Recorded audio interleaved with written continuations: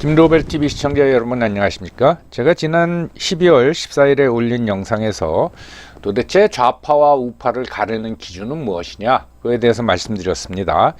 시장을 기준으로 나눈다고 이제 말씀을 드렸죠. 그래서 시장의 자유를 허용하자라고 주장하면 우파고, 시장에 간섭해야 된다라고 하면 이제 좌파라고 말씀을 드렸어요.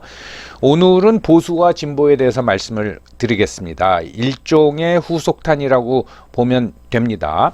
왜 이렇게 나눠서 하냐면은 이 용어가 마구 섞여서 혼용되고 있기 때문입니다. 그래서 우리나라에서는 보수하면 우파, 진보하면 좌파, 이런 식으로 구분을 한단 말이죠. 그건 굉장히 잘못된 겁니다. 결론적으로 보수와 진보는 무슨 사상적 서로 대척점에 있는 게 아닙니다. 저는 그거를 세상을 보는 관점이라 그럴까, 또는 정치적 태도라고 하는데, 특히 언론계에서는 뭐 보수 국민의힘 그리고 진보 민주당 뭐 이런 식으로 하는데 완전히 그건 틀린 겁니다. 오늘 그 보수와 진보라는 용어의 유래와 차이에 대해서 말씀을 드리겠습니다. 요전 시간에는 좌와 우를 어떻게 구분하느냐, 그 시장을 기준으로 구분을 한다, 그런 말씀을 드렸고요. 오늘은 보수와 진보입니다. 왜 또 이걸 따로 했냐면 우리는 흔히 어떻게 생각하냐면은 보수는 우파, 그 다음에 진보는 좌파, 또는 좌파는 진보적이고 우파는 보수적이다, 이런 막 혼용을 해서 쓰고 있는데 그것도 전혀 맞지 않는 거다. 물론 좌파하고 진보하고는 친화적인 게 있어요. 그건 이제 뭐 선택적 친화적이라고도 말하는데, 그리고 우파하고 보수하고는 친화적인 게 있는데, 결론적으로 얘기해서는 보수와 진보는 어떤 정치적 사상을 나눠가지고 그 대척점에 있는 게 아닙니다. 예. 그것도 우리 지식계하고 우리 언론계에서 전혀 구분을 안 하죠. 구분을 안 해주죠. 그거에 대해서 말씀을 드리겠습니다. 먼저 보수 진보 하면은 이 보수라는 용어가 먼저 생겼습니다. 그거에 대해서 좀 말씀을 드리면은, 전에 프랑스에서 혁명이 일어나고, 뭐 어떻게 보면은 다른 유럽 국가, 특히 영국 입장에서 보면은 난리가 난 거죠. 난리가 났는데 참 재밌는 게요, 그때 프랑스 파리에 영국 공사관, 지금으로 치면 대사관이 있었습니다. 공사관이 있었는데 보면은 프랑스의 혁명이 일어나면서 무슨 일이 발생하고 있다라는 것을 계속 보고를 보내요. 그래서 영국의 런던의 그 수상 또는 국무총리나 주요 정치인들은 지금 프랑스가 이런 상황이 전개되고 있구나를 다 받아보고 있었던 겁니다.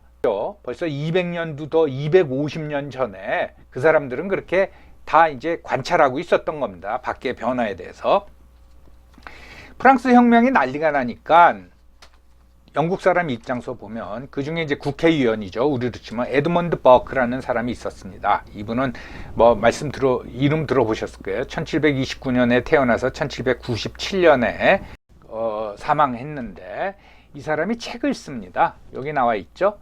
그게 바로 우리말로 번역됐을 적엔 프랑스 혁명에 관한 성찰, 또는 뭐 고찰이라고도 하고, 영국 사람이니까 영어로 썼겠죠. Reflections on the Revolution in France 해가지고 1790년에 그 책이 나옵니다. 버크가 주장한 건 뭔가 하면, 변화는 좋은데, 그리고 사회 모순을 해소하는 건 좋은데 저렇게 극단적으로 해야 되느냐, 이렇게 생각한 데는 영국이 그 중요한 경험이 있기 때문 그럽니다. 이런 일이 벌어지기 한 100년 전에 1688년에 그 명예혁명이라는 걸 하지 않습니까? 그때부터 이제 입헌군주제가 확립이 되는데, 야, 우리는 이런 난리를 치지 않고도 입헌군주제 또는 뭐 민주주의를 했는데 프랑스는 왜 그러냐? 더군다나 혁명이 일어나고 4년 있다가는 루이 16세를 아주 처단을 해버리죠.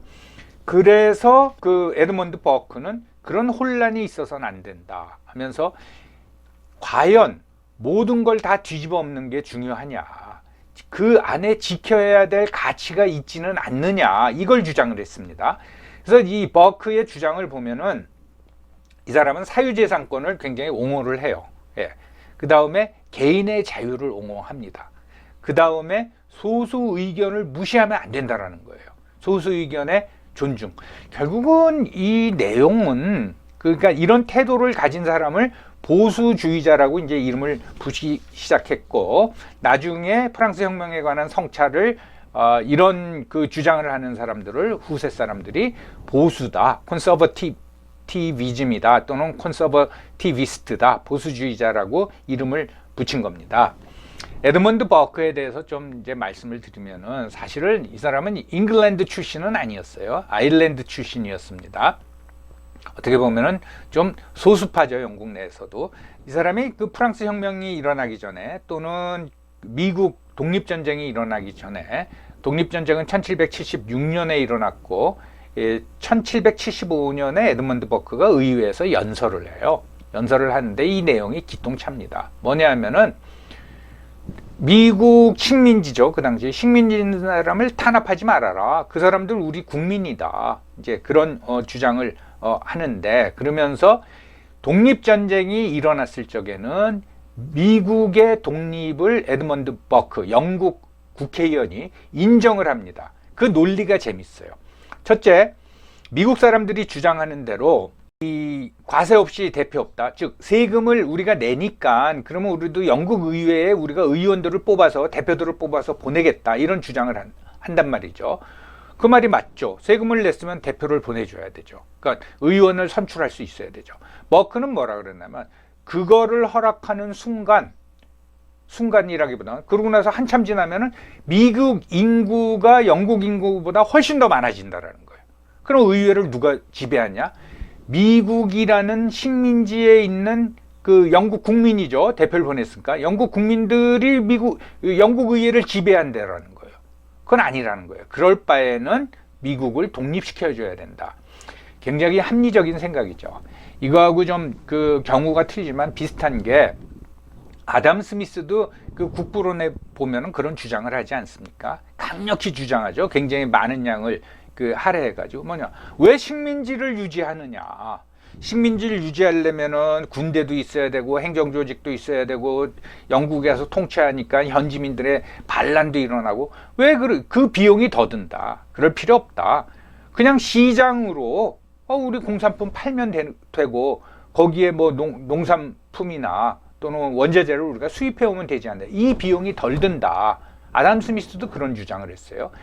그러니까 1700년대 후반에 이런 주장을 했다라는 건 거의 획기적이죠.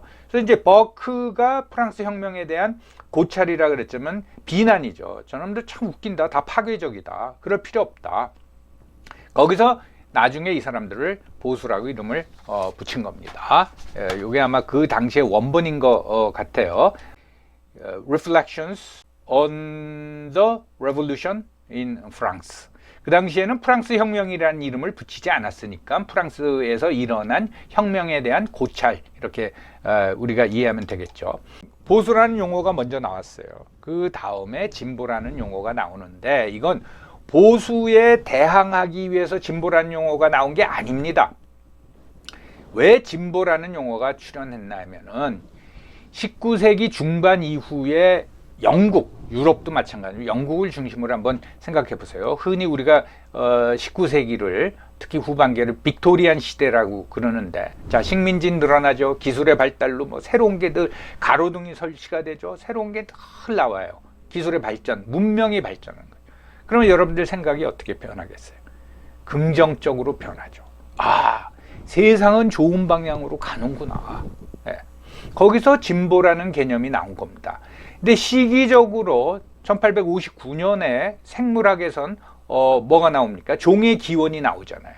거기선 뭐라고 그랬습니다. 거기서는 진보라 그러지 않고 진화라고 그랬죠. 그래서 사실 생물학에서 진화라는 용어하고 사회과학에서 진보라는 용어는 개념이 똑같습니다. 그 다음에 사회에서 말하는 진보라는 개념이 먼저 나왔느냐, 또는 생물학에서 그 다윈이 주장하는 진화라는 개념이 먼저 나왔느냐, 이게 논쟁이 있어요. 서로 영향을 미칩니다. 그래서 나중에 이제 뭐 소셜 다윈이즘 진화론이라는 사회 진화론이란 얘기까지 나오는데, 그랬을 적에 먼저 진화를 생각해 보세요. 진화는 우리가 방향성을 모르죠. 방향성을 모르죠. 그런데 예를 들어서 다윈의 주장대로 원숭이서부터 시작해 가지고 인간이 됐다면은 원숭이보다는 인간이 좋은 거죠. 그렇지만은 그 진화가 됐을 적에 지금과 같은 인간의 모습이 될지는 알 수가 없는데, 하여튼 진화가 되니까 더 좋은 거죠. 그러면 지금 시점에서 자, 인간이 계속 진화하면 어떻게 될 것이냐, 우리가 그 모습은 모르죠. 구체적인 모습은 우리가 생각할 수가 없죠. 그렇지만 이거는 더 좋은 모습이 될 것이다. 그게 진화란 말입니다. 사회도 마찬가지입니다.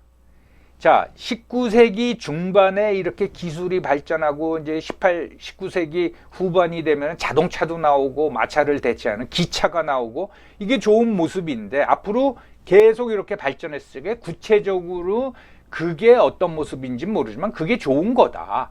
그런 개념이 진보입니다. 이건 정치적 사상하고는 상관이 없는 얘기예요. 보수는 보수를 주장한, 나중에 이름을 붙인 그 보수라는 사람들을 보면 이 사람들은 사유재산권을 강조하죠. 개인의 자유를 강조하죠. 그러니까 어떤 사상적인 게 있지만 진보는 그런 거하고 전혀 없단 말이죠.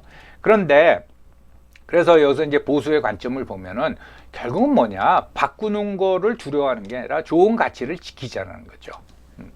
그래서 영국이 좀 하여튼 변화가 좀 뭐 늦는다 그럴까, 그래가지고 좀 보수적이다, 이제 그런 얘기를 하는 거죠. 왜 그런 얘기를 하냐면은 무질서와 혼란에 따른 대가가 더 위험하고 크다라는 겁니다. 그래서 우리가 잘 생각해서 요건 나쁜 거다 그러면 고치고, 요건 좋은 거다 그러면 지키자라는 겁니다. 그게 이제 보수입니다. 근데 이게 자꾸 수구와 혼돈이 되는 거죠. 이 프랑스 혁명에 대한 반성민 이제 비판으로 나온 거고, 그래서 말씀드린 대로 보수와 진보는 대척점에 있는 게 아닙니다. 전혀 맥락이 틀린 거예요. 근데 보면은 보수라는 건, 보수주의라는 거는 이 사람들은 질서를 굉장히 중요시 여기는 거예요. 혼란이 더 치러야 될 대가가 크다라는 거죠. 그래서 변화를 추구하되 질서는 유지한다는 겁니다. 그래서 무슨 뭐 핵심 가치라기보다는 보수한테서는 이 키워드가 질서입니다. 질서. 그다음에 진보라는 용어가 그렇게 이제 나왔다고 했어요. 그런데 막시즘이 등장하면서 막시스트들이 주장한 게 자기네가 진보라고 자칭을 해요.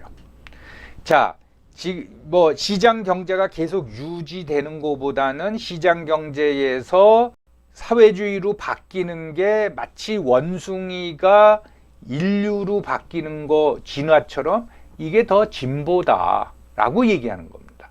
그러니까 진보주의라고 우리가 이름을 붙인다 그러면은 그거는 좋은 방향이에요. 그 구체적인 모습은 모르는데, 근데 경험적으로 자기네들이 진보다라고 얘기하는 사람들을 보면은 경험적인 겁니다. 진보라는 사상이 나와가지고 주장한 게 아니라 경험적으로 보면 그 사람들은 평등을 주장하더라 이거죠. 그래서 진보에서의 핵심 키워드, 가치라기보다는 평등입니다. 그러니까 보수 대척점에 있지 않지만은 보수적인 사람하고 뭐 진보를 주장한 사람하고 충돌이 일어난다 그러면은 그거는 질서냐 평등이냐예요. 우리나라 이제 1990년대에 진보 평론이라는 책이 있었어요. 이게 굉장히 유명한 책이 아니라 이제 잡지였습니다. 근데 되게 웃기는 게 진보 평론 그러면 우리가 어떻게 돼요? 프로그레시브 리뷰라고 번역을 해야 되겠죠. 근데 영문명은 The Radical Review예요. 급진적 리뷰. 예. 이건 뭐예요? 아까 요전 시간에 좌파 우파 할 적에 맨 처음에 좌익 우익이 나누는 게 변화의 속도라 그래가지고 급진적인 거, 레디칼한 거.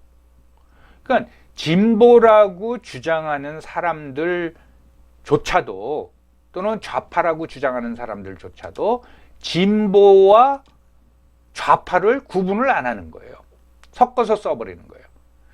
진보 평론이라고 했으면 영문명을 억지로라도 The Progressive Review라고 하던가, 더 레디컬 리뷰를 주장하려면 진보 평론이 아니라 좌파 평론이 돼야 되는 거죠. 제가 과감히 얘기했는데 이게 우리나라 지식계의 한계입니다. 아주 단순한 건데도 보면은 저는 이제 진보라는 게 정치적 사상이나 이념을 나타내는 게 아니다라는 주장을 하는데 뭐냐면은 좋은 거를 추구하는 게 진보란 말이죠. 예. 그런데 세상 어느 나라도 주요 정당으로 진보당이라는 명칭을 쓰는 나라는 없습니다. 딱 하나 예외를 펴놓고. 근데 우리는 진보, 조봉암 선생서부터 진보가 마치 정치적 이념이나 사상을 표방하는 용어로 써가지고 당에다 이름을 붙인단 말이죠. 진보당. 그럼 보수라고 하는 사람 또는 우파라는 사람들은 for better, 나은 거를 추구하지 않는 겁니까? 그렇진 않잖아요. 예. 미국에 진보당이 있었습니다. 1912년서부터 1920년까지 존재했는데 한때 나중에 학자들이 이름을 붙인 1900년대 말서부터 그리고 2차 세계대전 전까지 진보 운동이 미국에 있었어요. 그러니까 농민들, 주로 농민들이죠. 농민들이 수탈이라기보다는 이제 그 곡식을 생산하면 도시로 이동해야 되지 않습니까? 근데 이 철도 자본, 독점 자본가들이 막 그 운임비를 막 올리고 그러는 거예요.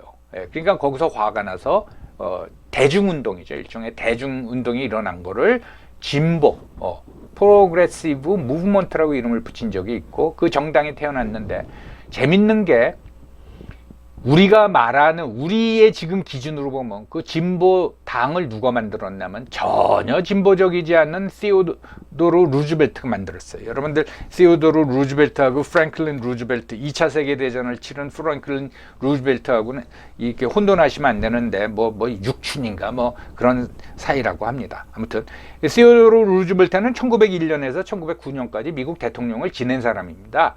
이때부터 이제 미국이 세계 강국으로 등장을 해서 소위 말해서 전함 외교라 그러죠. 미국 군함 외교, 건보트 디플로머시 해가지고 좀 이 팽창주의적 영향을 미치는 재밌는 사람이에요. 시오도르 루즈벨트가 이 사람이 셌어요. 전혀 진보적 우리 지금의 기준으로 따지면은 전혀 진보적이 않은 사람이었어요. 이게 주요 정당으로는 유일한 정당이에요. 그리고 그것도 8년밖에 존재하지 않았어요. 선거 정당, 선거를 치르기 위한 정당이었습니다. 그 유럽의 좌파들이 세운 정당 중에 진보 정당이라는 건 없습니다. 예. 그래서 보면은 우리나라 여론조사를 보면은 뭐 보수냐 진보냐 이걸 물어봐요. 이걸 물어보는데 외국 어느 나라도 정치적 성향을 물어본다 그러면서 보수냐 진보냐라고 질문하는 법은 없습니다. 미국 같은 경우에는 넌 공화당 지지자냐 민주당 지지자냐 이렇게 물어보지 너 진보냐 보수냐 이렇게 안 물어봐요. 굳이 물어본다면 이건 너 좌파냐 우파냐 이렇게 물어봐야 된다는 거죠. 제가